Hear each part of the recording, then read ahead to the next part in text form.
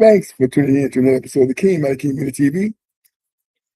And once again, I'm your host, the Double OG Career Boxing, Ted King. And we're going to be talking about these upcoming bouts with the stars of boxing. Starting with the Pacquiao versus Mayweather, or Mayweather versus Pacquiao, however you want to put it. But before we get started, don't forget to like, share, subscribe on this channel, and enjoy the show. So let's get started. Now, Manny Pacquiao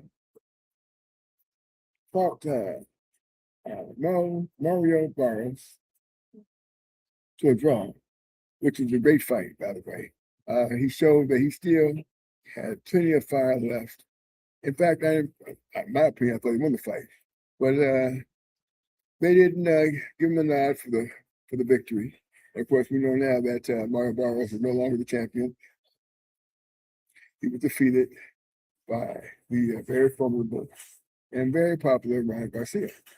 So now it appears that Pacquiao, who's obviously been yearning for this particular bout rematch with Floyd Mayweather, is going to get it. And he's going to be getting it in September, I believe, 16th, if I'm not mistaken.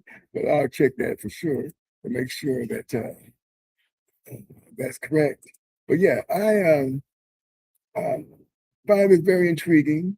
Not because, they're stars, have been stars in the sport of boxing, but for the fact that they'll be fighting at 49 and 47 years of age. And oh, by the way, Pacquiao does look very good in his training. And let's take a look at this training that Pacquiao is doing. He's looking really good. They got side by side. Also, want to give a shout out to Fight Hype for the footage here, because Fight Hype obviously did a side by side comparison, and now we get a chance to see exactly what, in fact, how in fact these two guys compare. Now I'm going to tell you, watch this footage, and I have to say that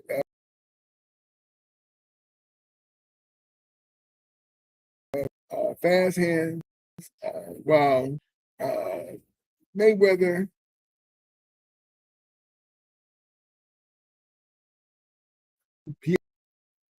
like Pacquiao. So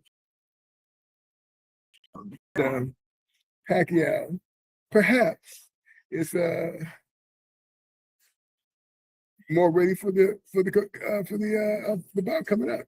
We'll have to see when that's happened. But in the meanwhile, let's take a look and see how these guys are looking. Slide, and drop. Waiting. Drop. Walk. Sit.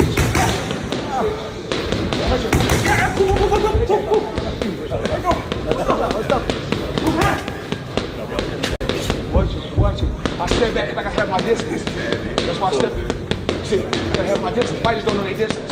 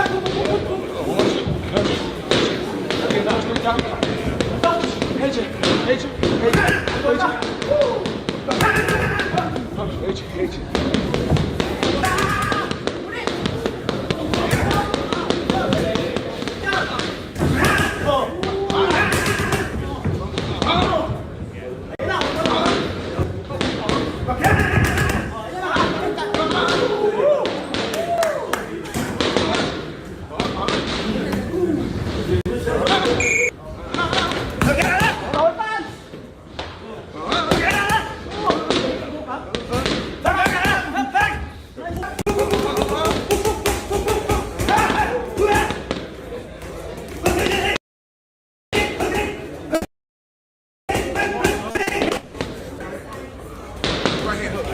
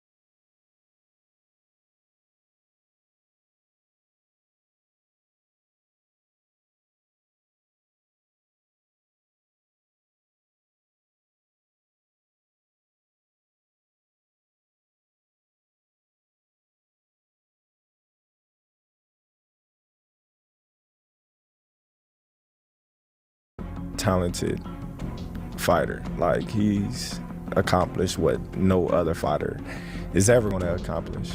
Again, you know, but I don't feel like, you know, he did it on his own. Watching Floyd fight is actually more my style of that perfect boxer. That's what when I do a pound for pound ranking, I'm trying to be objective. Pacquiao jumped more weight classes. What he did pound for pound to me was more impressive. Hard work first. Do it quick, do it quick. You mind your heart. You focus. Let's go.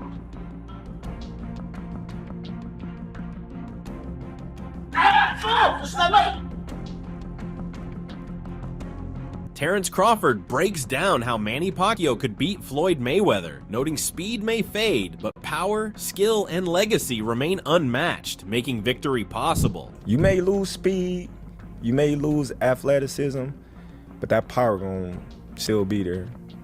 Look at George Foreman. Right. Max Kellerman praises Manny Pacquiao, saying his career achievements are more impressive than those of Floyd Mayweather Jr., and that he still performed well after years away. Floyd isn't going broke. So, and if, by the way, and if he is, that he makes all the money in the world for a Pacquiao fight and rides off into the sunset a rich man, I wish him the best. I want to fight somebody. I don't care about the money and all that. You know, Who you want him to fight? That's not good with Pacquiao. Pacquiao just drew with Barrios. And you see what he look like? Yeah, because they're not on that level anymore. What do you think is going to happen here, though? What do we think is going to happen in Mayweather Pacquiao? Are you interested in it? Is it a good fight? Yeah. I'll be watching. Watch it. The first one was awful. Now they're 50 years old. Let's see it. Nicholas Irving notes that a fight between Floyd Mayweather Jr. and Manny Pacquiao now would generate little fan interest, as the matchup peaked over a decade ago. Yesterday, today is his birthday. He just turned 49. Okay. I mean, granted, Pacquiao and Floyd are still better than a lot of fighters out that are active right now. That's how good they were in their prime, and that's the dedication they had to the sport. But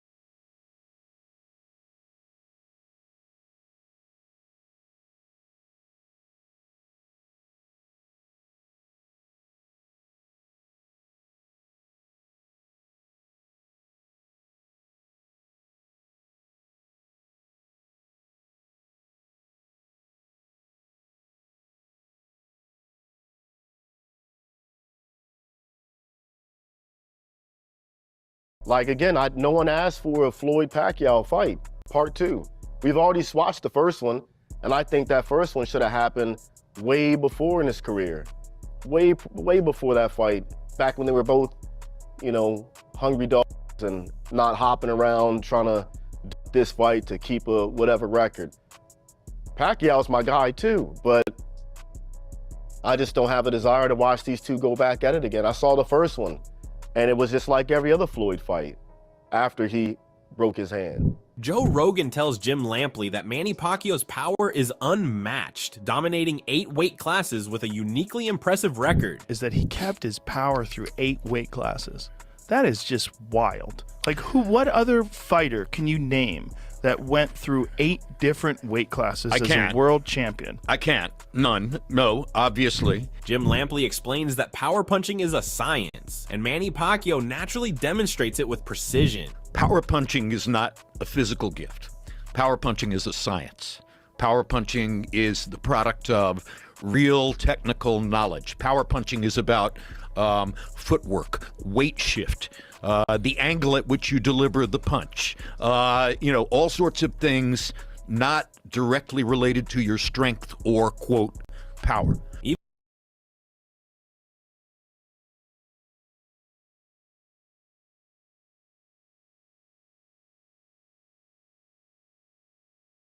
We're getting a lot of views and opinions about who they think is going to win the fight, how the fight's going to play itself out. Once again, that we don't know that until the end of the fight. That makes sense, right? But granted, it's always good to hear opinions to get a semblance of what people think as far as how this fight's going to go. So let's move on to Gervonte Tank Davis. Because Gervonte Tank Davis, he's also in the he's been in the background, right? You hear people talk about it. We don't know exactly when or if he's going to be the same Gervonte Tank Davis after this layoff, but we can assume that he's probably going to be. And so let's walk down the up and coming fight perspective on Gervonte Tank Davis. And so we're going to go and we're going to take a look at what the talk is on Gervonte. To the public on your story and, played some kind of game or trolled. Like, most people that are going to do something like that, they'll troll, and then, maybe the next story will be like, nah, I'm just playing. JK, just... Gervonte Davis will knock out Shakur Stevenson, according to a boxing analyst who dismissed doubts from Timothy Bradley and Paulie Malignaggi, citing Stevenson's recent performance. Talk about Shakur going... do this. I saw Tim Bradley say Shakur gonna beat Gervonte Tank Davis. Paulie Malignaggi said the same thing. Look, I get it. Shakur Stevenson has reached the heights of, he's a very skillful guy, right? His last fight, his last showing was very poor. You know what I'm saying? He didn't box, he ran the whole, fight. And now he's taking on the mindset of, I'm going to get aggressive. If he do that, I'm telling you, even against Harunyan, if that man try to get aggressive and try to come forward and do all that, he getting stopped. Shakur Stevenson, don't get baited into that stuff. Fight your fight. Bye. Shakur Stevenson outlined his conditions for a fight with Gervonte Davis. A fair weight, no rehydration clause, and strict testing, indicating his clear willingness to make the fight happen. One no rehydration clause. Well, here in the video, it's kind of because that sounds like they're talking about Ryan Garcia. There's no reason to ever have a rehydration clause versus Tank Davis. In other words, Shakur Stevens versus Tank Davis, there should be no restoration clause whatsoever in terms of that fight, or any testing, because he's never tested. Gervonte Davis has never tested dirty. So they're probably talking about, in reference to, there was some talk about Ryan Garcia. And of course, Shakur Stevens, because as soon as the fight was over with, that they started talking Ryan and Shakur, or Shakur versus Ryan. Now, during that fight, after the fight was over with, Conor Ben got in there. They started going back and forth. There's all kind of talk and the narrative regarding the fights. Who's going to be fighting who, when they're going to be fighting, et cetera, et cetera, et cetera. We're going to hear that nonstop until the fights are being made. So that's just part of how boxing goes. And so we can expect that to happen. But in my opinion, as far as the money goes, in terms of the fan, a Shakur Stevens fight with Ryan Garcia would be a big one right now. Ryan Garcia, he's a champion now at 147. Of course, Shakur Stevens is a champion at 140, not quite 147 pounds. So, but in terms of, back and forth, so that's what the problem is. The problem is, can Ryan Garcia get down to, let's say, 144 and, make this fight just for fans' sake, not necessarily for, any belts or any titles, just for getting the seats, getting people in the seats, for the fights. And that's what we'll have to see if they can make it happen. So we don't know, right? Just to, for realistically, the fight with Gervonte Tank Davis is the more realistic fight. And of course, that's a big name fighter against another big name fighter. And Gervonte Tank Davis has if you want to call it a draw, a blemish, then I guess you could call it that. But he doesn't have a clear undefeated record like he had before. So yes, but anyway, let's move on because there's more interesting fights coming up. Because David Benevidez will be fighting Cinco de Mayo, and he's let's go see what David's talking about, because he's did an interview with Andre Berto, and they very candid, very interesting interview that they did, and I thought that he let people know some things about himself that coming up in the sport of boxing that was kind of interesting. So let's go to that interview real quick and see what they're talking about here. But yeah, man. But so this is what I'm saying. This is how I found out my dad was crazy, because my dad would put me with all these people. My dad would put me with all these world champions. Since you out, he ain't getting. I'm a little kid, you know what I mean? So I'm thinking of it like, damn, my dad. What if I would have? What if they beat the shit out of me? I don't think he would have cared to put me in there to learn. So, but my dad, he's a tough dude, bro. He's like either you protect yourself. That's what I like about him, because he always showed me that if we don't protect ourselves, then nobody's gonna come in and save us. That's a fact, man. That's that tough love that we put into you. And I mean, of course, you see what it did. You know what I'm saying? You got that mindset. Yeah. That's just ridiculous right now. And it's amazing. So at 16, bro, you turned pro in Mexico. Who prompted that decision, bro? At 16. My father. Yeah, instead of trying to just trying to go the Olympic route or go the amateur route. Of course, you had a few amateur fights. So for me, I think once, my father had all that experience with my brother, my brother had like 200 fights, something like that. So I think they were done with that. Yeah. It's a lot of traveling, a lot of time, and then also it's a lot of politics in amateur boxing too. Yes, sir. A lot of politics. So, I mean, the way I was training, I wasn't training like amateur. I was training with my brother. Yeah. So it's different. The type of training you do is different. Yeah. So, we said, we might as well just go pro. You know what I mean? Yeah. We don't have time to do amateurs. We're gonna just build your record in Mexico. With it. Build your record in Mexico, and then try to get signed over here.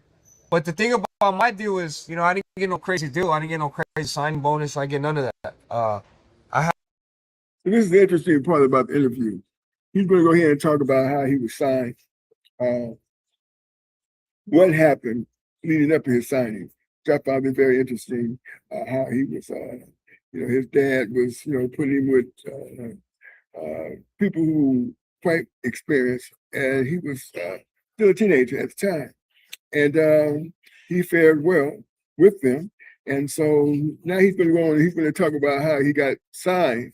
And I thought that was this is very interesting how he ended up getting signed. I was like 8-0 with 7 knockouts at the time, before 18. Okay. Before 18, when I built my record up and stuff. Nobody wanted to sign me. Really? Not Top Rank, not Golden Boy, nobody. I got up to like 12-0. We sent them tapes and everything. Yeah, bro. I'm stopping everybody. I'm doing everything right.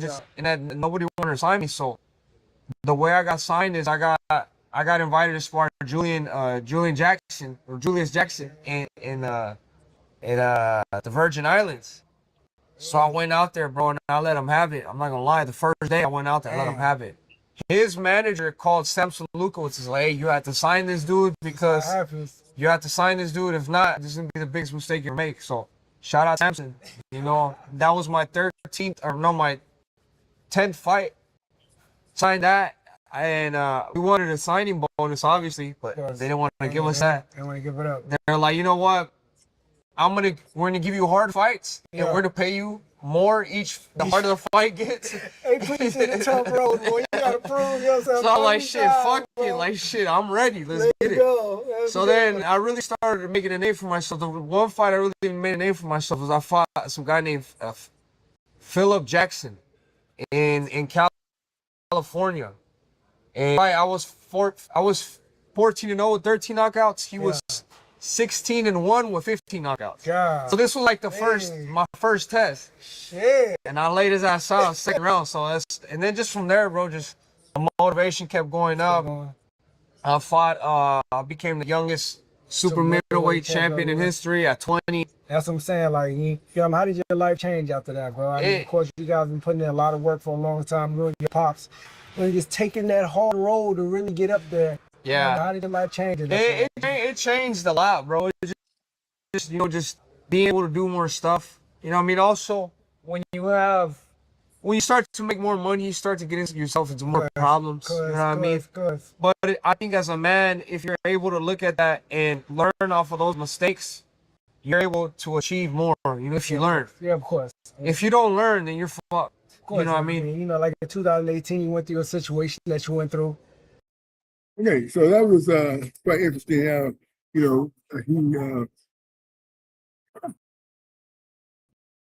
signed so we're going to close out on this today's program with our main guy, which would be Floyd Mayweather, because I'm very interested as to what Floyd Mayweather is going to do. He hasn't been having a real fight, so I'm very curious as to what Floyd and the fight. I'm just keeping it real. I'm not sure exactly what's happening. And so I want to take Mr. Mayweather and see what he's got to say in an interview. Then we're going to get back with you guys tomorrow.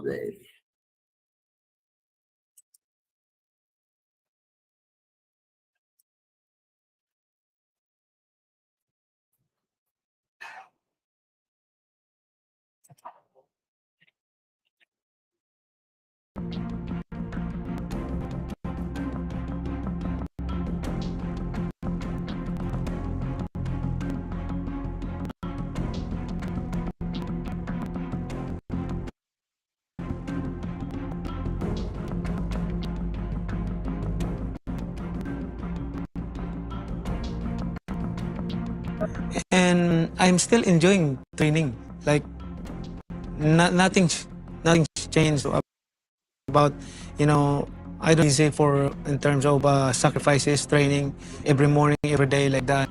But I'm enjoying it. Manny says taking time off gave his body the rest it needed, but now he's back in training, working harder than ever, proving he's still at his very best. I started boxing when I was 12 years old, 11 years old, so that's not. I think about it that it's good for me to give my body rest. I'm able to rest for 4 years now. Now I'm back. I'm blessed by God. Feels good, Manny, or what? You feel good. Nice and back. I feel happiness in my heart that I can come back here for a fight in Vegas. Nice. I mean, that's what I want. Manny says age doesn't matter if you still love what you do, as long as you enjoy your work and stay passionate. Every year can be fulfilling and rewarding.